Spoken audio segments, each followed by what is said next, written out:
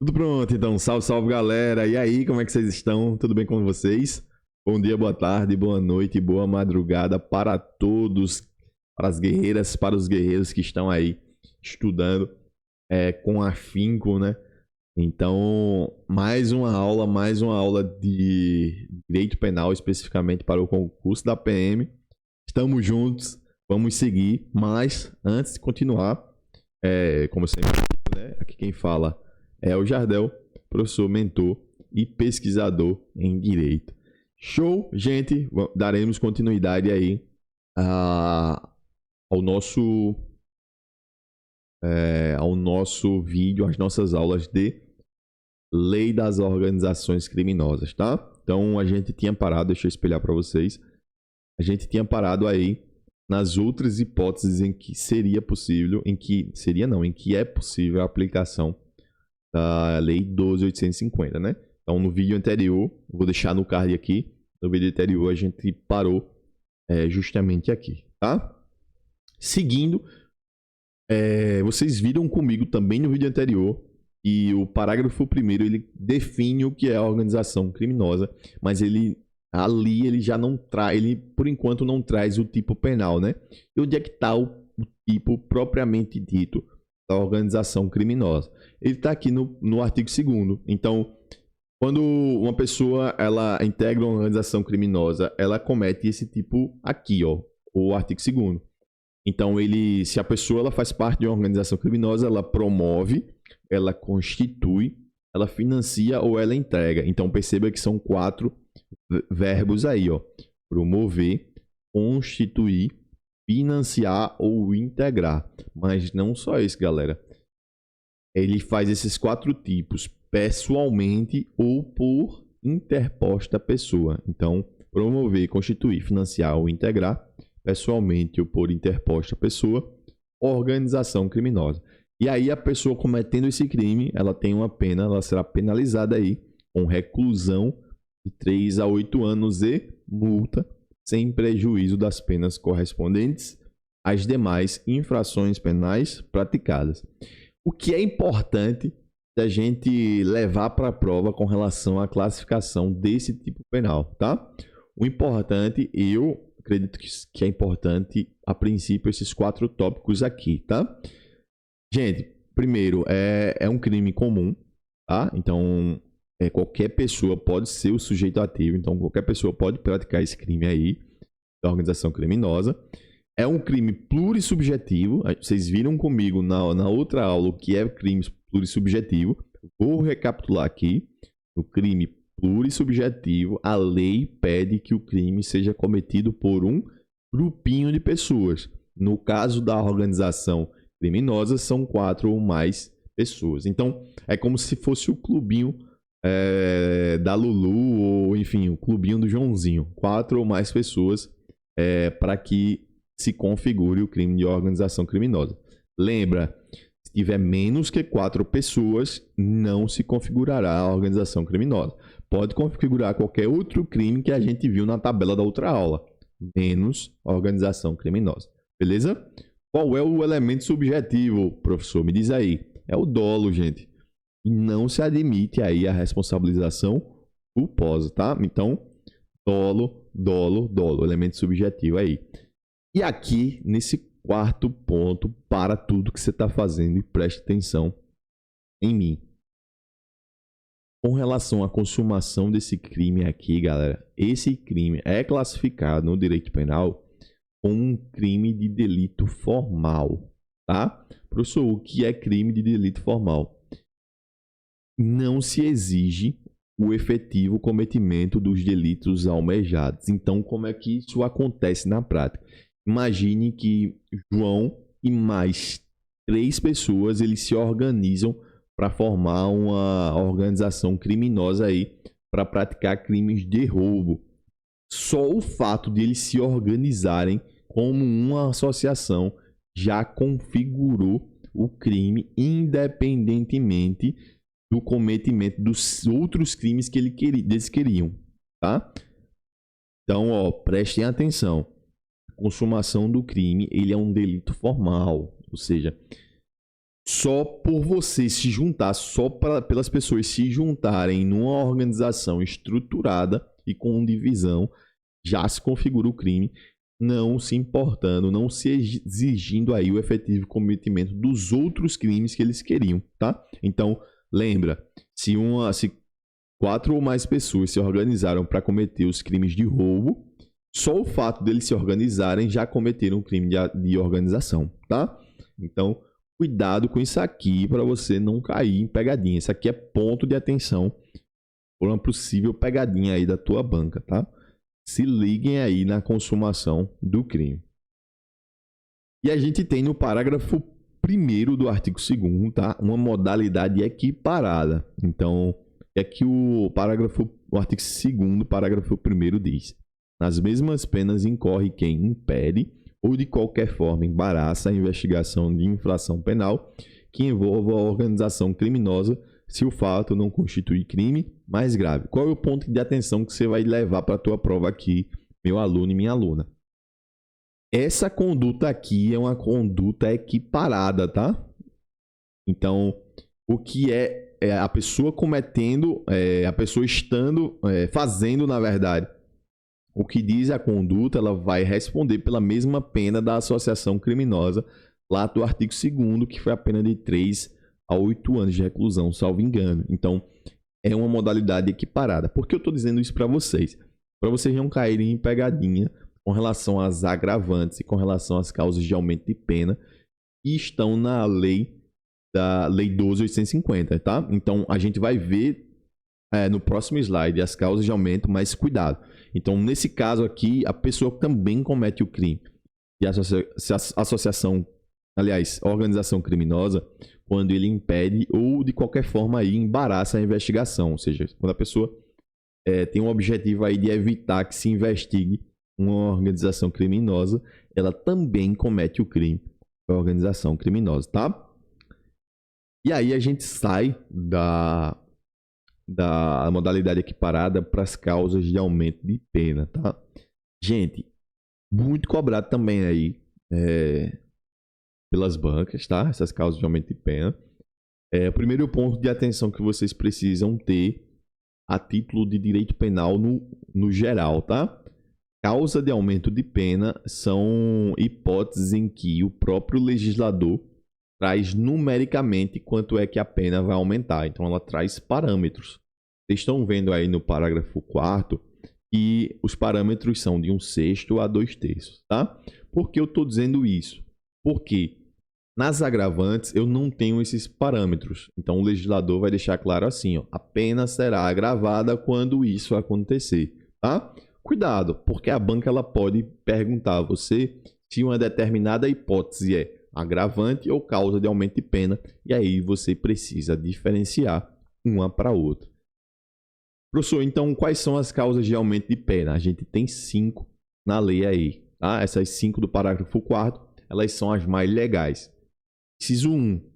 Se uma criança ou um adolescente participa dessa organização criminosa, a pena é aumentada aí de 1/6 a 2/3 da galerinha, né?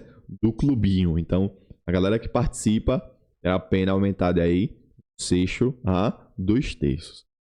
Se há concurso de funcionário público, ou seja, se um funcionário público participa desse clubinho do mal, valendo-se a organização criminosa dessa condição para a prática da infração, também se aumenta a pena aí de 1/6 a 2/3. Então, imagine que uma associação criminosa é constituída só para praticar crimes contra a administração pública. E aí, o que é que acontece? Eles fazem a cooptação de um funcionário público. Diz, ó, vem para cá, vem ser criminoso com a gente. Então, eles vão praticar crimes contra a administração onde o funcionário público trabalha. Possível caso de aumento de pena? Possível. Então, esse é um exemplo prático de como é que isso poderá funcionar, tá? Inciso 3. Se o produto ou o proveito da infração penal destinar-se no todo ou em parte ao exterior. Qual é o ponto que você vai ter cuidado aqui com esse inciso 3?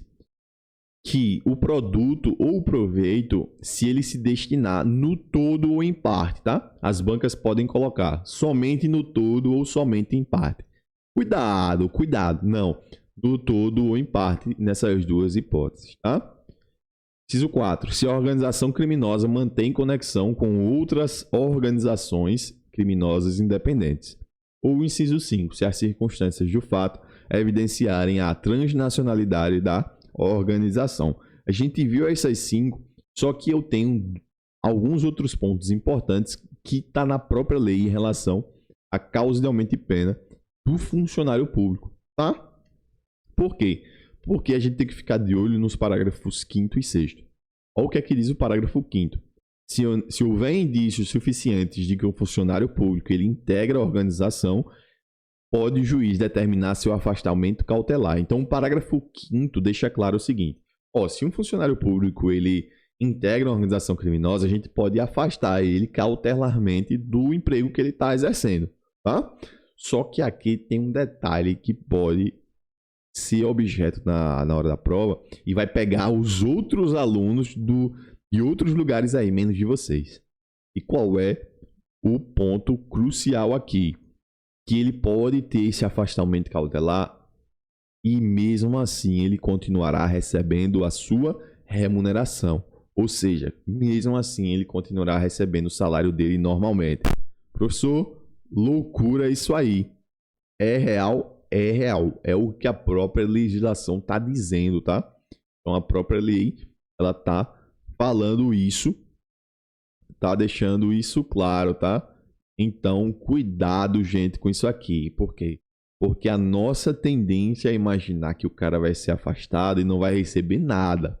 Mas a expressão diz, sem prejuízo da remuneração, ou seja, ele continua recebendo seu salário normalmente, tá certo? E o parágrafo 6º, a condenação com trânsito em julgado acarretará ao funcionário público a perda do cargo, função, emprego ou mandato eletivo. Ou seja, o cara quando for condenado, e lembrem, galera, olha o que a lei diz. Condenação com trânsito em julgado, ou seja, não cabe mais recurso, tá? Essa condenação acarretará a perda do cargo, função, emprego ou mandato que ele exercia. E a interdição para o exercício de função, ou seja, o cara posteriormente que ele perdeu o cargo público, ele não poderá exercer outra função ou outro cargo público pelo prazo de 8 anos. Ponto importante aqui. O prazo é de 8 anos. Então, a pessoa ela fica impossibilitada, ou como a própria lei diz, ela fica interditada para o exercício da função pelo prazo de 8 anos subsequente ao cumprimento da pena, tá? Então, eu coloquei embaixo pontos importantes em que a gente pode resumir sobre funcionário público, especialmente 3 pontos. Ponto 1, item A. O funcionário ele pode ser afastado cautelarmente, tá? E mesmo assim receberá seu salário. Então, galera, cuidado com esse detalhe aqui. Mesmo assim, ele recebe o salário. P, ele pode perder o cargo, função, emprego ou mandato eletivo. E o C, um outro ponto de cuidado para você aqui. A perda do cargo, ou seja, quando o cara for condenado com trânsito em julgado, ele pode perder o cargo. Você já viu isso. Só que essa perda do cargo ela é efeito automático da condenação. Então, quando a condenação transitar em julgado, ele já perde o cargo. Por que eu estou fazendo essa observação? Para você não confundir com outras leis, com a lei de abuso de autoridade. Então, lembra que na lei de abuso de autoridade existe um efeito semelhante, só que lá é distinto. E outras legislações também têm efeitos distintos. Então, cuidado. Para a lei da organização criminosa, a perda é automática. O cara já sai logo do cargo público, tá? Temos mais duas causas de aumento de pena, tá? Para a gente encerrar essa primeira parte das disposições. Penso que é uma parte que a gente consegue abarcar todas as principais informações aí para a tua prova. A gente tem mais essas duas hipóteses aí. Na verdade, gente, perdão, é uma causa de aumento e um agravante, tá? O parágrafo 2º, façam essa observação aí no caderno de vocês. O parágrafo 2º é uma causa de aumento de pena, porque o parágrafo 2º diz: as penas aumentam-se até a metade se na atuação da organização houver emprego de arma de fogo. Então, se o cara, se naquele clubinho que eles vão cometer aí os crimes tiver arma de fogo, a pena ela poderá ser aumentada até a metade, tá? Então, pode ser cobrada aí na tua prova tranquilamente.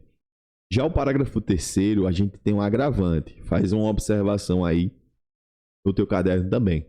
A pena é agravada para quem exerce o comando individual ou coletivo da organização, ainda que não pratique pessoalmente os atos de execução. Então, o que é que esse parágrafo 3º quer dizer? Ele diz o seguinte, ó, se a pessoa, ela nesse clubinho aí, um clubinho criminoso, ela exerce o comando, ela é o comandante, e esse comando aí é individual ou coletivo, pode ser que tenha uma administração de comandantes aí, uma administração criminosa de comandantes. Se eles possuem esse comando aí, a pena deles será agravada por conta disso. Então, se ele exercer a função aí de comando, a pena será agravada. Beleza, gente? Então, eu penso que esses são os nossos principais pontos aí de atenção e que são muito cobrados. Muito cobrados aí em provas de todas as bancas de concursos, tá? CESP, enfim, todas cobram muito. Elas batem muito aí nessa primeira parte, nessas disposições gerais da Lei 12.850. Beleza? Espero que vocês tenham curtido essas duas primeiras aulas somente sobre as disposições gerais. A gente vai seguir vendo os meios de obtenção de prova, que também são legais, também são importantes. Espero que vocês tenham curtido.